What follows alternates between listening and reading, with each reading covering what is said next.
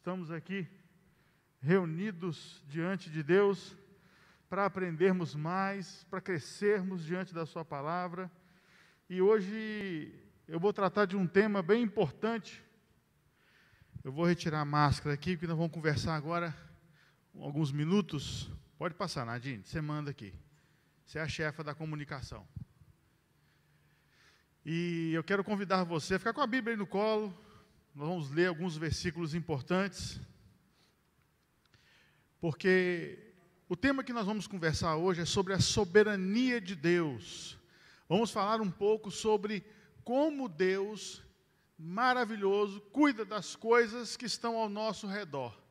Vamos tentar aqui decifrar algumas questões. Já começo logo dizendo que eu fiz questão de ir até o site da nossa Convenção Batista Brasileira, olhei os princípios batistas, olhei a declaração doutrinária da Convenção novamente, procurando algo que me desse respaldo para falar sobre esse assunto, mas a declaração doutrinária, ela não se aprofunda teologicamente sobre o tema da soberania de Deus e o problema do mal. A única questão que é repetida várias vezes ali envolve a questão do livre-arbítrio, que nós vamos entrar nisso aí daqui a pouquinho. Vamos conversar sobre esse assunto daqui a pouco. Mas eu quero convidar você a entender comigo, primeiramente, antes da gente entrar na questão da soberania de Deus, eu quero convidar você a entender um pouquinho sobre o problema da maldade, o problema do mal, essa parte da teologia que tem gerado muita dor de cabeça. Por que desse assunto antes? Deixa eu falar aqui, por que desse assunto hoje? Querido, entenda uma coisa. Nós estamos vivendo um tempo muito complexo. Lojas fechadas, você anda no centro de Governador Valadares, em plena quarta-feira, de tarde, vazia as ruas, pouquíssima gente, pouquíssimo trânsito, o comércio não está funcionando, né?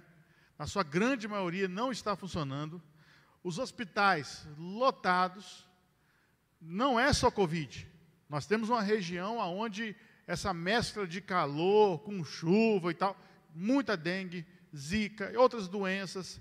As pessoas ainda continuam tendo AVC, derrame, câncer. Então, os hospitais estão abarrotados de pessoas.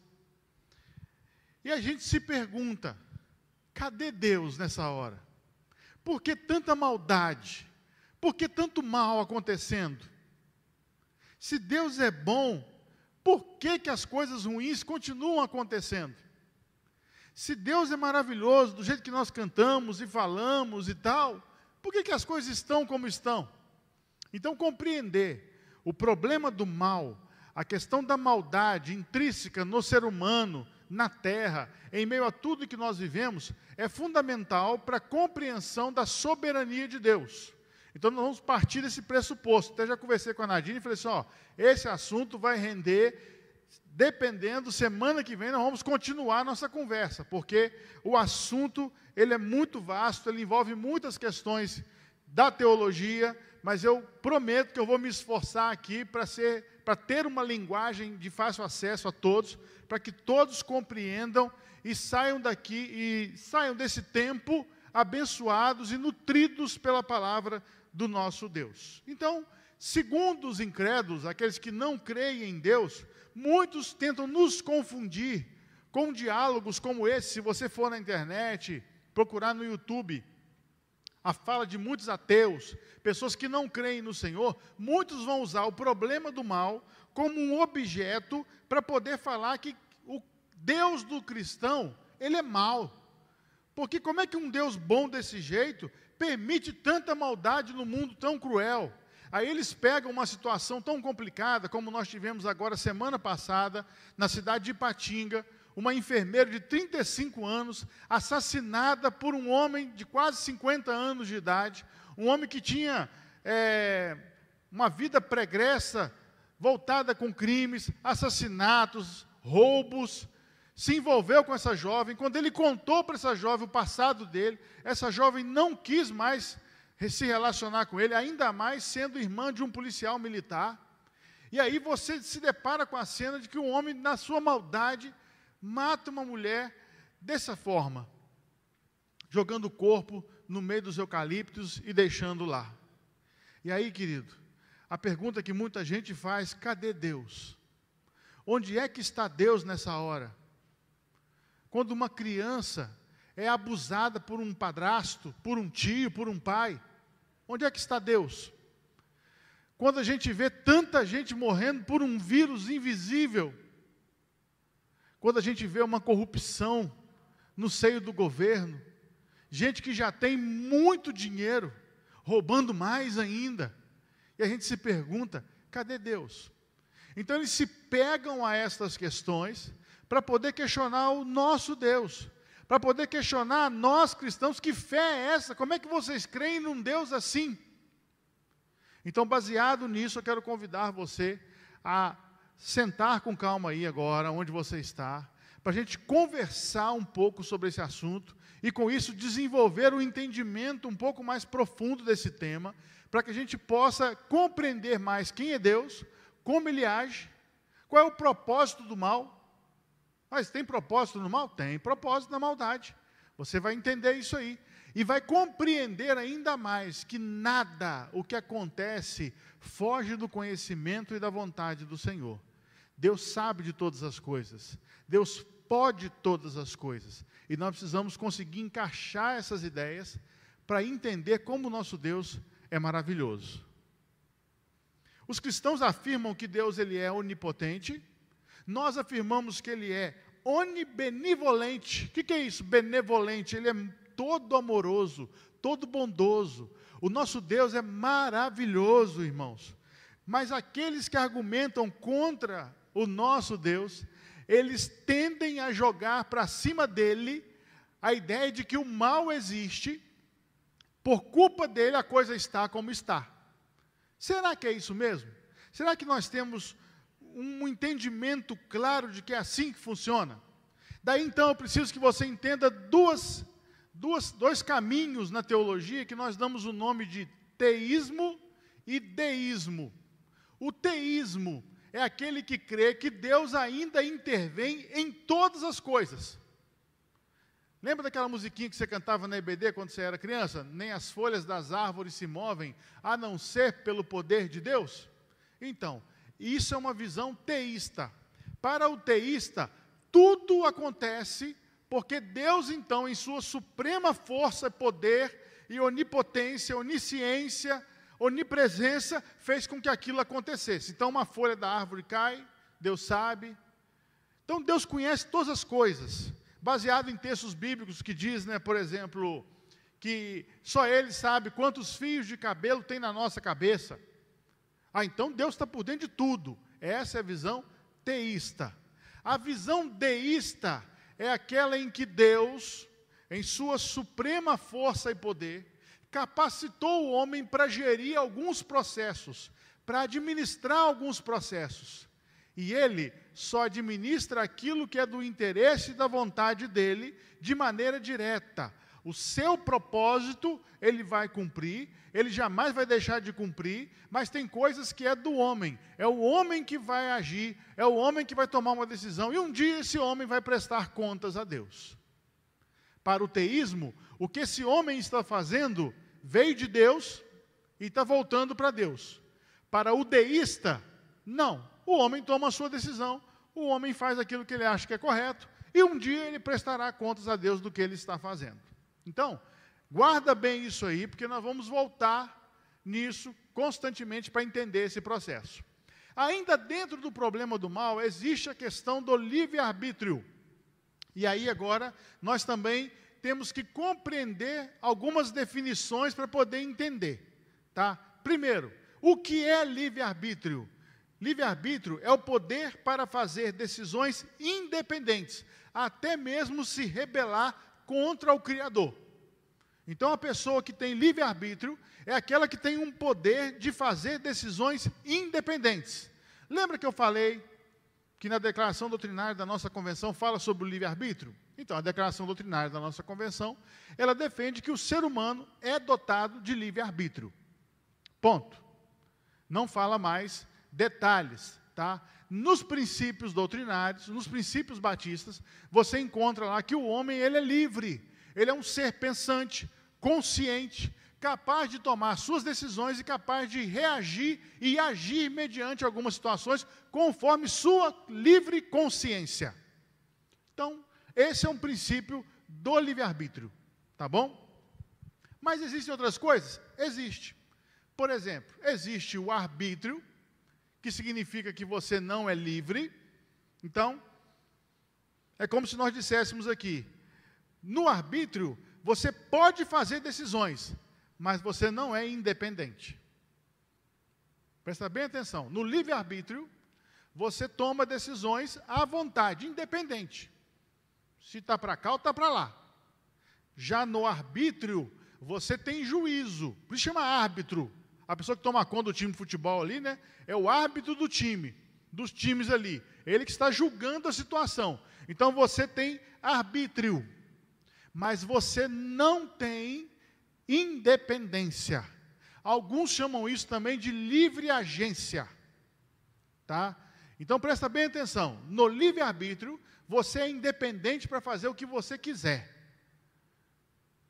Vai para cá, vai para lá, eu posso parar tudo aqui agora e ir embora. Pronto, estou livre, faço o que eu quiser. Já no arbítrio ou na livre agência, você está livre para tomar uma decisão, mas você não é independente.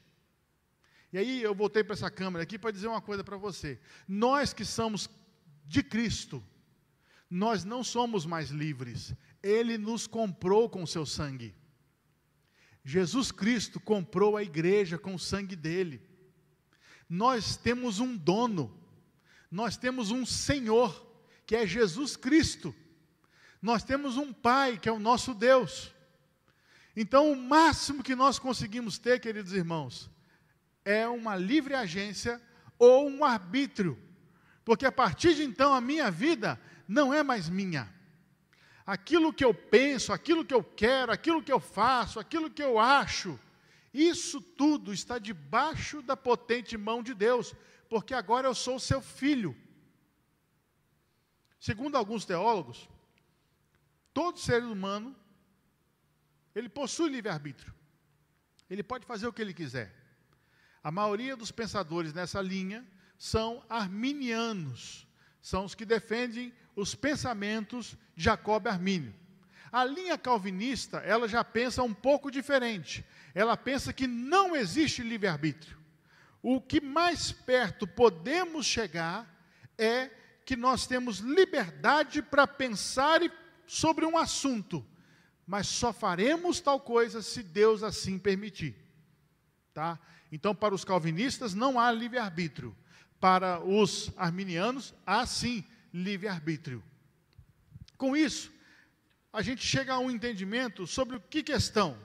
A questão de que muito do que acontece na humanidade é escolha humana.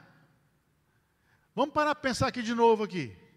Eu quero saber sobre o mal. Por que as coisas ruins acontecem? Segundo quem pensa na liberdade que o homem tem, chamada livre-arbítrio, a maldade existe e está clara na vida de algumas pessoas, porque o homem escolheu fazer o que é mal.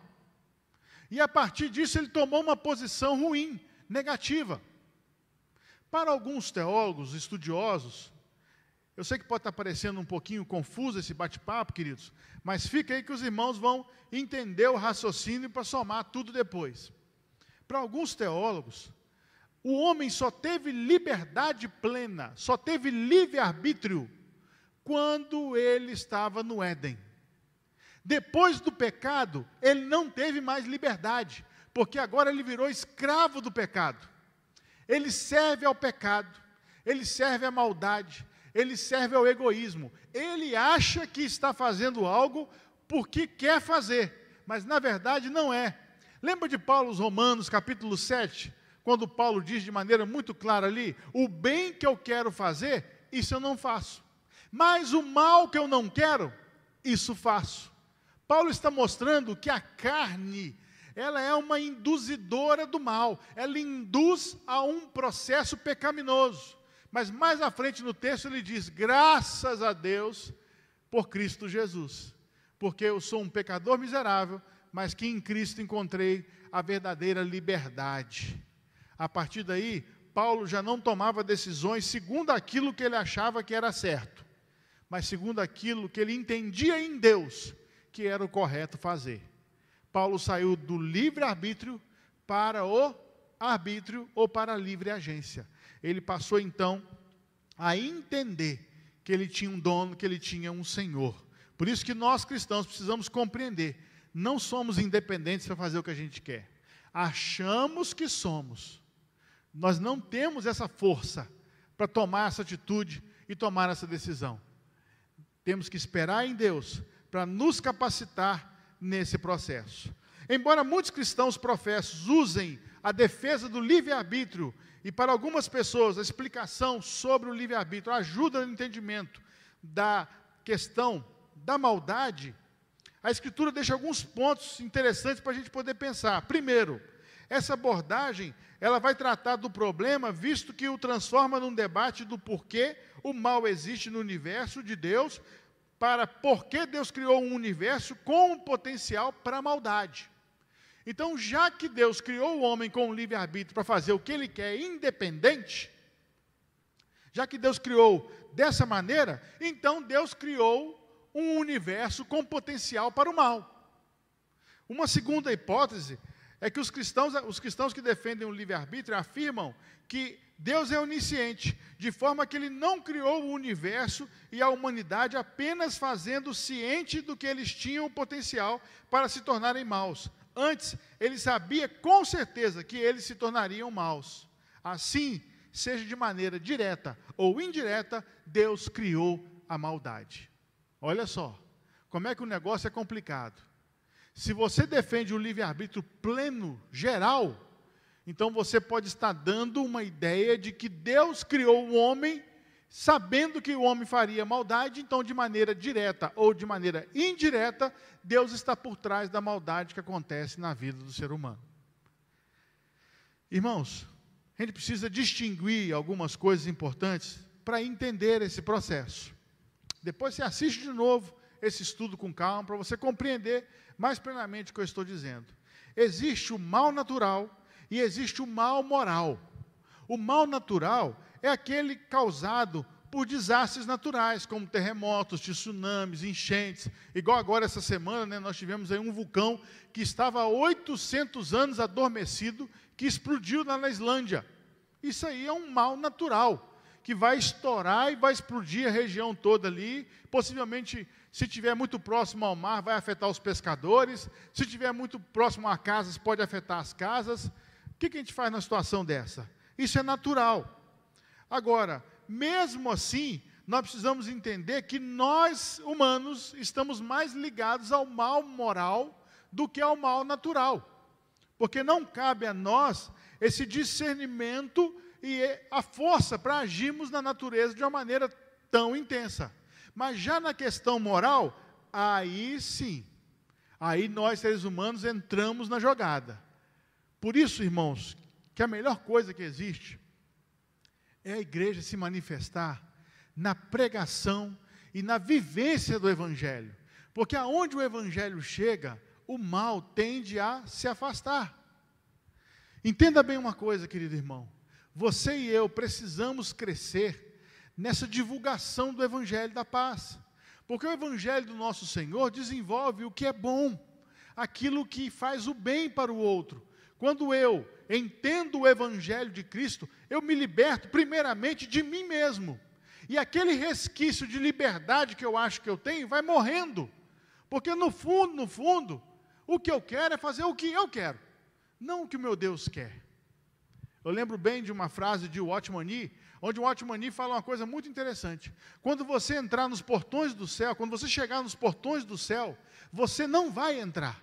Só vai entrar aquilo que é de Cristo em você. Porque na frente do portão do céu tem uma cruz. Antes de chegarmos ao céu, precisamos passar pela cruz. Quando nós passamos pela cruz, nós deixamos nós lá morto, em nossos delitos, em nossos pecados. Quando nós passamos pela cruz, não somos mais nós. É o que Paulo fala. Fui crucificado com Cristo. Agora não vivo mais eu, mas Cristo é que vive em mim. É esse Cristo que vai entrar nos céus. Não é o eu. O eu tem que morrer. O eu tem que deixar de existir. O eu perdeu a liberdade. O eu perdeu a força. Agora a minha força está no Senhor. Por isso que na fraqueza, nós somos fortes. Quando a gente percebe que não tem força para vencer, o Senhor peleja por nós. Outra coisa importante, irmãos, que a gente pode afirmar, é que o homem tem uma vontade, como uma função da mente. Da mesma forma que a mente faz escolhas, essas escolhas nunca são livres. Portanto, tudo que vem e tem a ver com a decisão foi antes pensado por Deus. Esse é um raciocínio que parte mais de uma viés calvinista, pois os calvinistas defendem que tudo parte de Deus mesmo, tudo. Eles são teístas. Os deístas entendem que Deus criou o rio, mas se nós vamos colocar ali uma represa, isso é coisa do homem. Aí o homem depois vai prestar contas a Deus. A natureza vai contra-atacar depois. Mas cabe a mim e cabe a você entender que nós não somos plenamente livres. Nós temos o Senhor como nosso Deus. E a Ele prestamos conta, e a Ele, sim, temos que voltar e entender o nosso processo e o nosso lugar. Com base nisso, o que a Escritura ensina com relação à vontade de Deus? Deus é soberano, ponto. Cantamos isso aqui, não negamos isso. Deus é soberano de tal maneira que deu o seu único filho para morrer por nós. Foi e é o único capaz de trazer redenção à humanidade, não somente porque Ele é bom, mas porque Ele é soberano. Mas aí entram algumas questões que são importantes para a gente pensar. Deus determina todas as coisas? Tudo o que acontece é determinado por Deus? Vamos de novo às divisões teológicas. Na viés de pensamento calvinista, sim, tudo é determinado por Deus, até a maldade. Olha só, hein? Até o mal, Deus determina. Mas vocês vão entender isso lá na frente. Calma, não fiquemos nervosos. Mas, segundo outras correntes de pensamento, não. A maldade, não. Deus não faz nada de mal.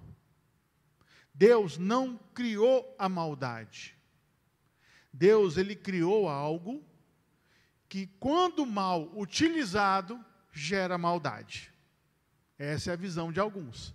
Então, enquanto uns pensam que não, foi Deus que criou a maldade, outros pensam que não foi Deus que criou a maldade. Mas o que eu quero dizer é o seguinte: em tudo, Deus tem um propósito, até no mal. Mas que isso, pastor? Então, até no mal Deus tem propósito?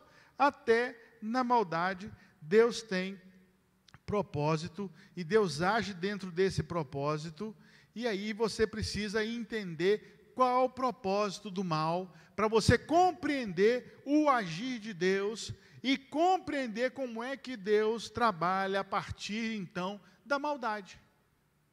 Pastor, mas complicado isso. Então, Deus usa a maldade para o seu propósito? Sim. Todas as linhas teológicas concordam com isso. Deus não quer isso. Mas já que existe o mal, Ele usa para realizar aquilo que Ele predeterminou. Então, a grande questão é, por exemplo, qual é o significado do sofrimento? Qual é o significado de miséria? Qual é a causa da calamidade? Ou qual é o propósito da dor? Já parou para pensar nessas perguntas? Qual é o propósito da dor? A maioria das pessoas já experimentou o que parece uma dor sem propósito. Vários de nós passamos por experiências nas quais não há nenhum significado perceptível para o sofrimento. E aí a pergunta que vem é: por que eu? Por que eu estou passando por isso? Aí de novo eu volto a falar para os irmãos sobre uma coisa importante.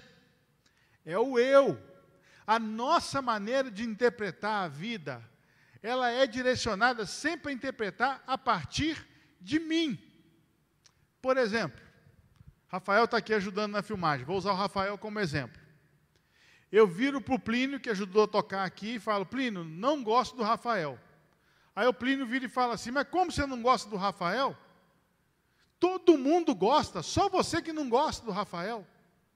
Ah, mas o Rafael comigo fez isso, isso e aquilo outro. Você consegue perceber, a partir dessa ilustração com os meninos aqui, o como nós enxergamos a coisa do nosso ponto de vista, e a partir do nosso ponto de vista, nós tecemos todo um conceito? Todo mundo gosta do Rafael, mas porque ele fez algo comigo, ou uma brincadeira, ou sei lá, alguma coisa, seja qual for, né? Eu não gosto mais dele. Eu pedi ele um chiclete, ele não me deu um chiclete. Pronto, não gosto mais do Rafael. Rafael não presta, Rafael não vale nada. O que é isso? É o Alessandro enxergando do ponto de vista só do Alessandro, sendo que tem muitas pessoas ao redor que gostam do Rafael e falam que ele é bom. Queridos, o mesmo Deus poderoso que está permitindo a dor e o sofrimento bater na porta da sua casa, é o mesmo Deus que está abençoando milhões de pessoas agora que estão sorrindo, louvando e vibrando com esse Deus. Porque Ele é bom. Então, em tudo, Deus tem um propósito. Até na dor, Ele quer te ensinar algo. Tira o foco dessa visão egocêntrica para Deus. E começa a querer enxergar Deus a partir de Deus.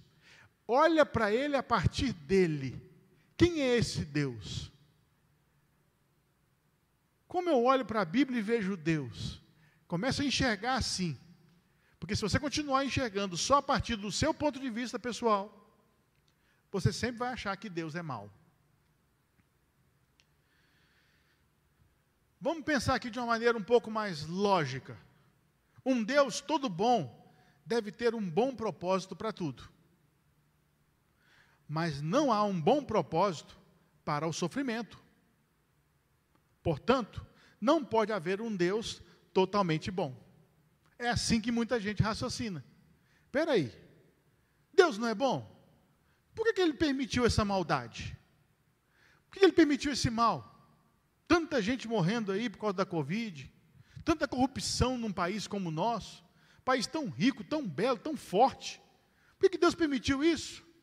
Então, não pode haver um propósito nisso. Logo, não, se Deus permite isso e aproveita isso, Ele não é totalmente bom. Inicialmente, observe que este argumento não elimina todas as opiniões de Deus, apenas a visão teísta. Teísta é aquele que crê que Deus atua em tudo, intervém em tudo. Pode haver um Deus finito que é limitado em sua bondade ou poder, mas as deficiências dessa visão, elas não podem ser trabalhadas. Por quê?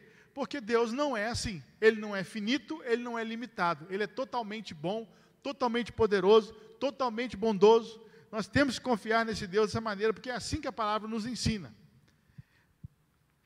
O teísta, ele concede então aqui uma primeira premissa para a gente pensar.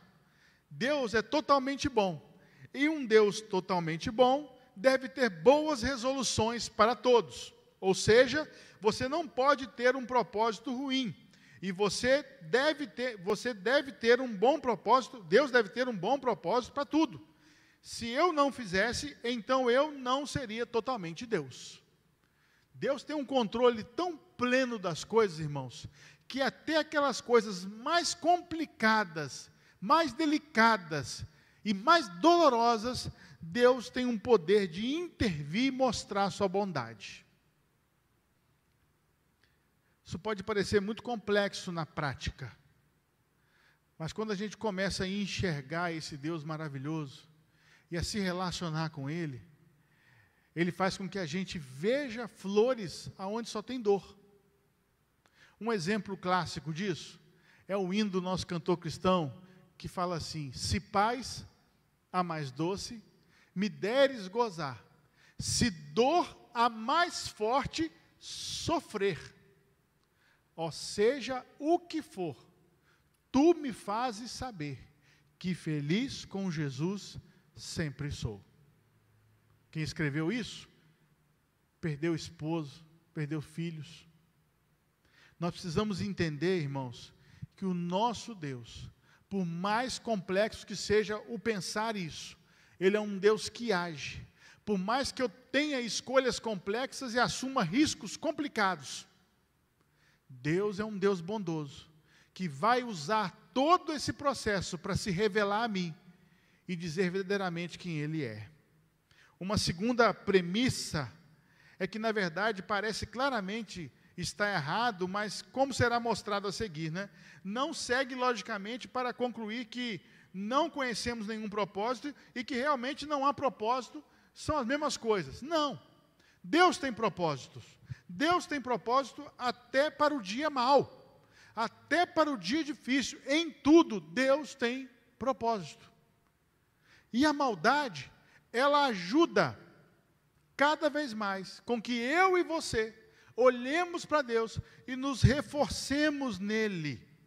Por isso, querido, eu quero deixar uma coisa aqui bem clara para você. Por isso que eu falei que o assunto aqui, ele rende bastante. Nós nem entramos ainda profundamente na soberania de Deus. Mas é algo que você tem que entender. Nós não vamos saber de tudo sobre o propósito que Deus tem. Pastor, mas eu perdi uma pessoa que eu amava.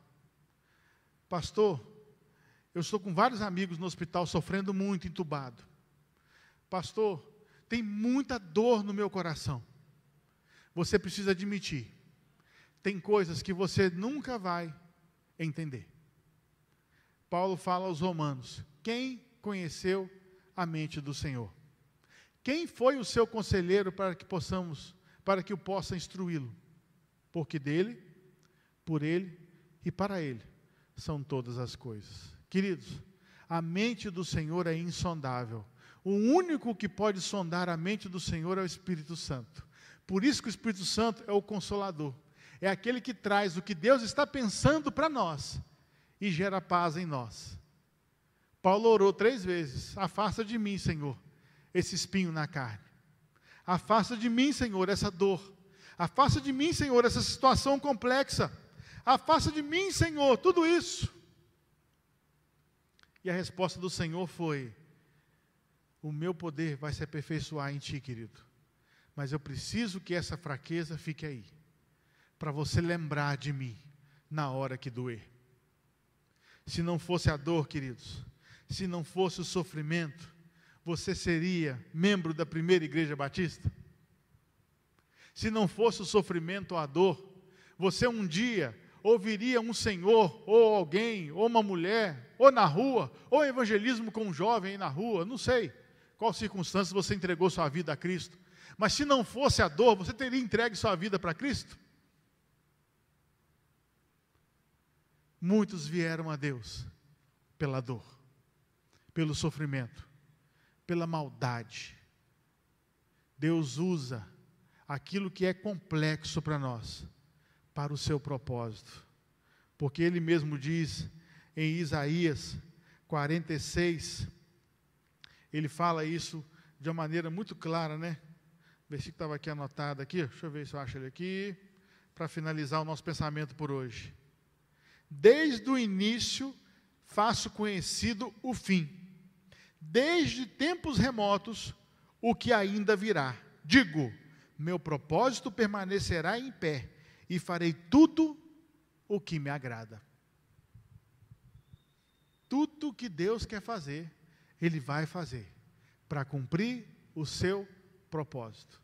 E se está doendo muito, Deus vai usar essa dor para te chamar para perto. Você iria ao médico se não estivesse sentindo dor demais? Tomou o remédio em casa, a dor não passou, você vai aonde? Você vai ao médico. É assim.